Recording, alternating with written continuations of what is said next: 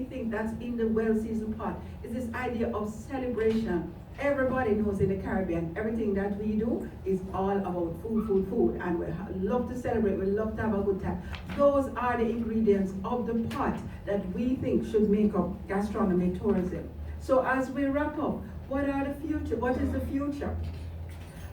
For many of us, the choices were made. We didn't choose, no matter what people like to do in revisionist history. We were put on, slave ships and to come over here.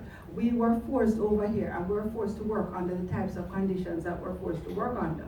But now it's time for us to make the choices. We realize that along the way, as I said, they had to make choices in what they planted and so on. But we have more choices to make in terms of gastronomy tourism. We should be influencing what we present and how we tell the narrative.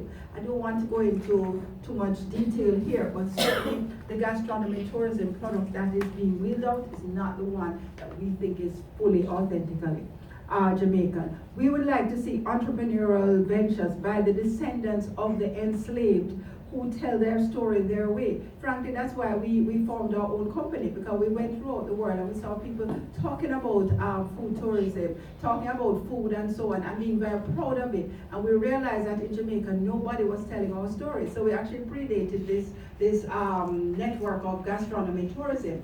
But even now, it's still not being told our way. We would like to see culinary trails to the heartland of Jamaica. Nothing is wrong with Blue Mountain, but why aren't we going to the land of the banana man? Why aren't we going, as we said, to Coronation Market, which is what we call the mother of all markets in the Caribbean? It's confused, it's messy, but it's us, right? Why we know there will always be some desire for staged authenticity. There are tourists who want that, but we feel that there is room for authenticity in our gastronomy center. And then we just want to end with this quote to show that sometimes we are the last to get ourselves. And this is from a travel writer, the guy who does Bizarre Foods. I don't know if you have ever seen this show, right? Yes.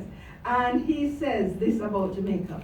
The national motto is out of many one people, but it could just as well be out of hardship, joy.